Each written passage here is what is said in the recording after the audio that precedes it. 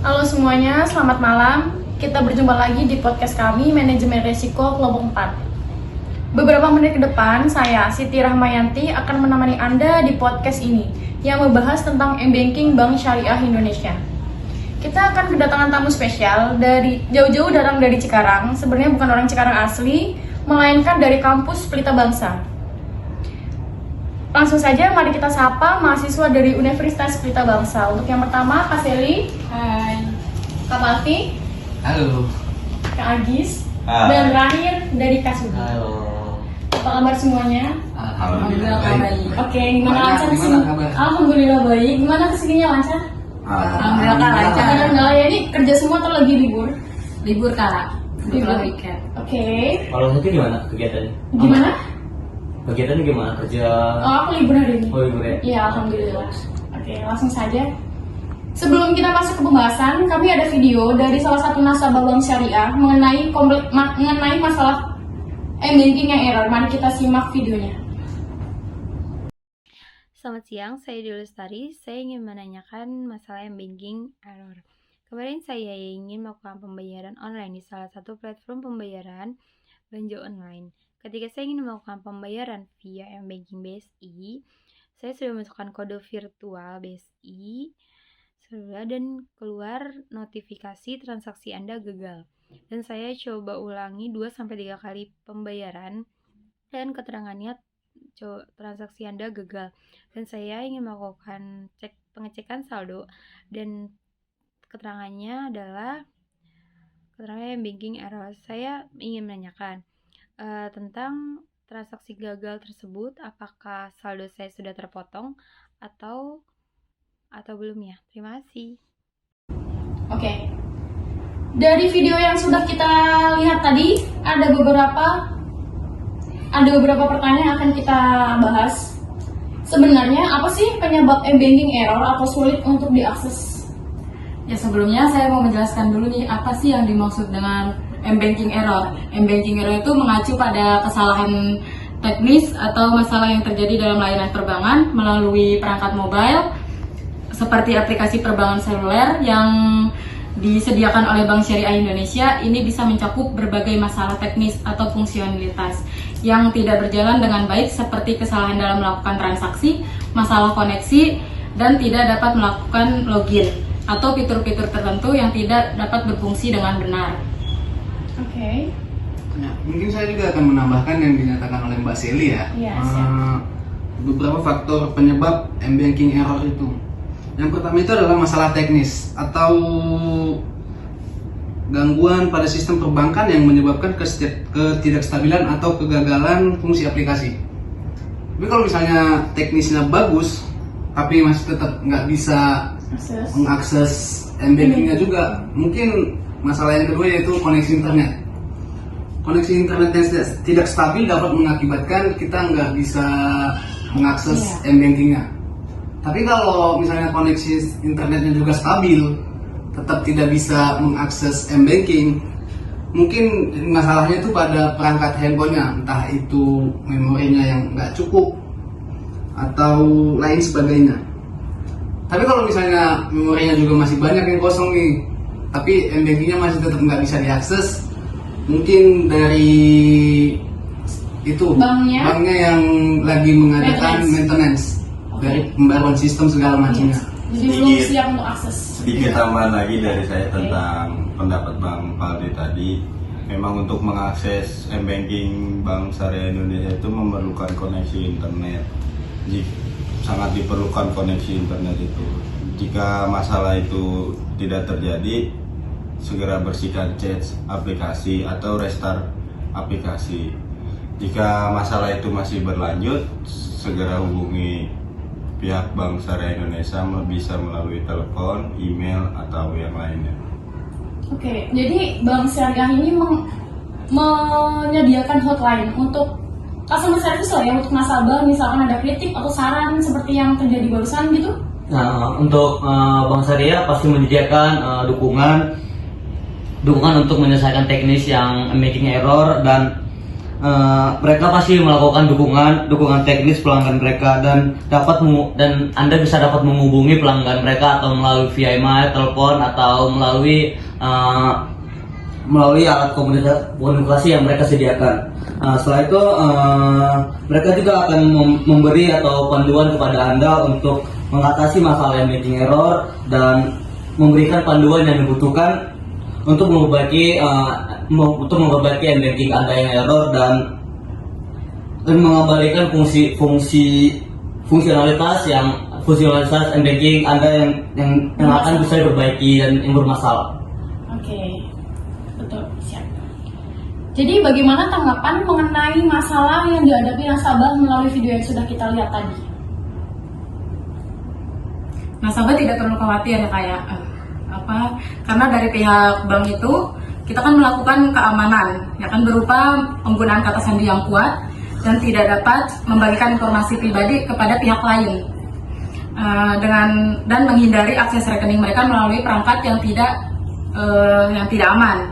Nah, jika terjadinya bocornya saldo atau data nasabah, pihak bank akan melakukan tindakan secepatnya untuk menghubungi pihak nasabah untuk memberikan solusi untuk memulihkan saldo atau memulihkan keamanan di rekening mereka gitu.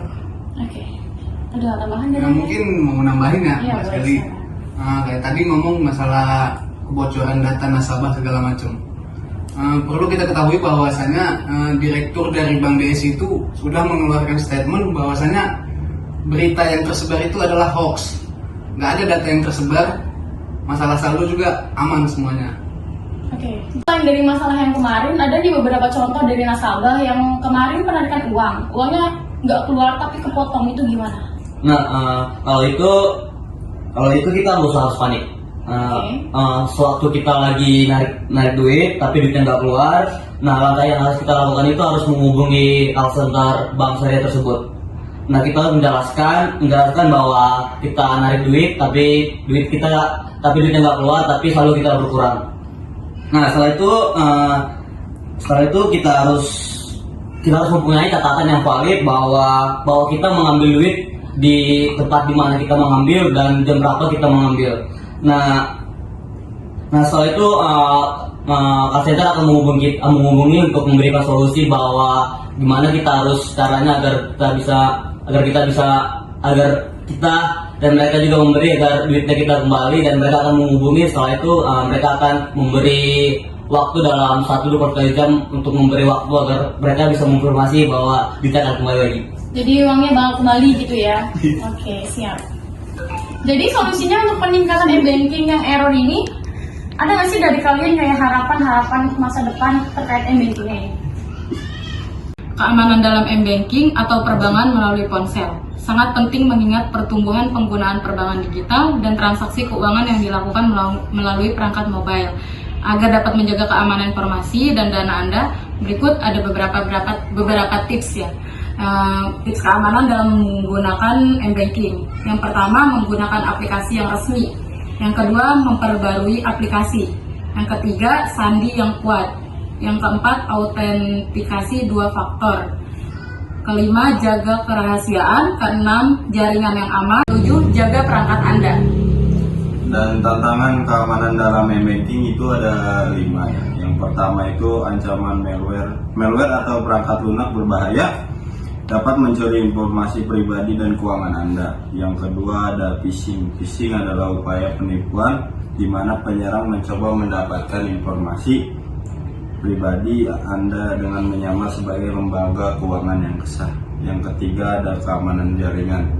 Ketika menggunakan m-banking, penggunaan jaringan yang tidak aman dapat meningkatkan resiko serangan.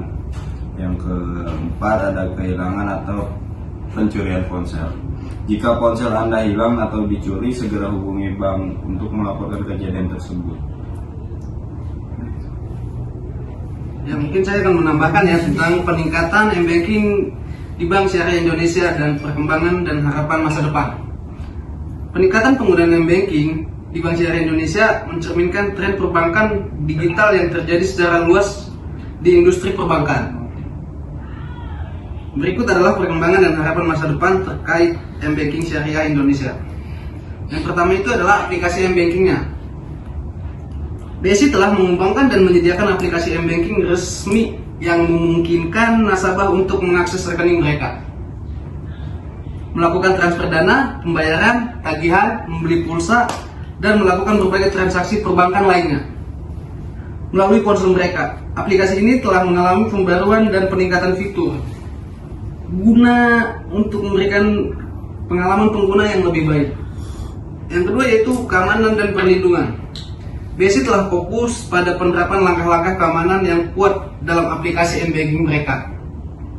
Hal ini meliputi autentikasi 2 faktor, ekskripsi data, dan pemantauan transaksi yang mencurigakan guna melindungi nasabah dari ancaman keamanan seperti kebocoran data dan penipuan.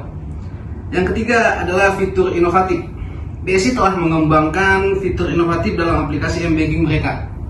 Misalnya, mereka mungkin telah mengintegrasikan fitur pembayaran digital, peer-to-peer transfer, atau fitur keuangan syariah khusus yang memungkinkan nasabah untuk melakukan transaksi sesuai dengan prinsip-prinsip syariah.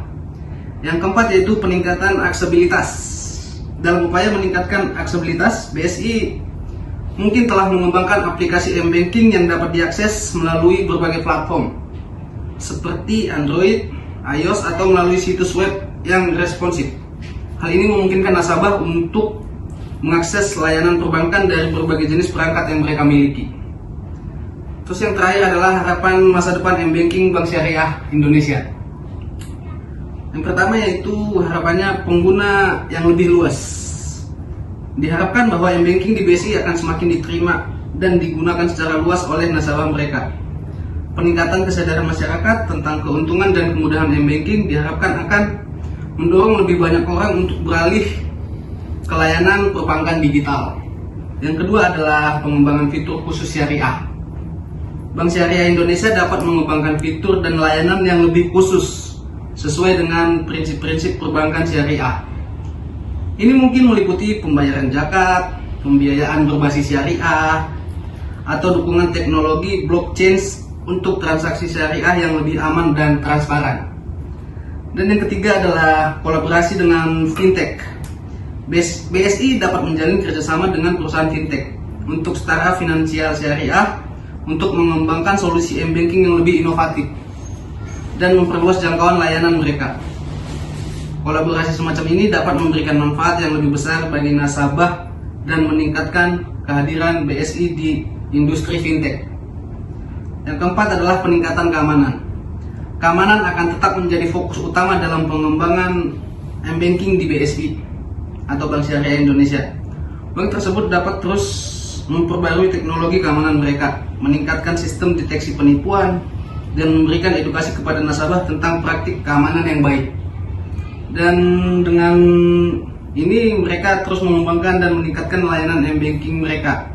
Bank Syariah Indonesia dapat memenuhi kebutuhan nasabah dalam era digital dan memberikan pengalaman perbankan yang aman, nyaman, dan sesuai dengan prinsip syariah. Oke, jadi kesimpulan dari pembahasan podcast kali ini, dari pembahasan ini adalah m-banking error di Bank Syariah Indonesia mengacu pada kesalahan atau masalah yang terjadi dalam sistem perbankan melalui perangkat mobile seperti aplikasi perbankan seluler. Masalah ini dapat disebabkan oleh berbagai faktor, termasuk masalah teknis, kondisi internet yang buruk, masalah pada perangkat pengguna, dan pemeliharaan sistem yang sedang dilakukan oleh bank. Untuk mengatasi masalah ini, langkah-langkah seperti memeriksa koneksi internet, memperbaharui aplikasi, melakukan restart perangkat, dan menghubungi layanan pelanggan dapat diambil.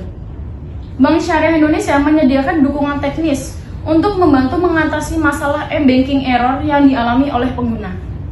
Dan lagi, selalu ingat bahwa setiap bank atau penyedia m-banking syariah mungkin memiliki prosedur yang berbeda dalam menangani masalah yang error ini. Oleh karena itu, penting untuk mengikuti panduan dan petunjuk yang diberikan oleh penyedia m-banking syariah Anda atau bank-bank lain yang tersedia. Untuk kali ini kita ada masukan lagi atau pendapatnya?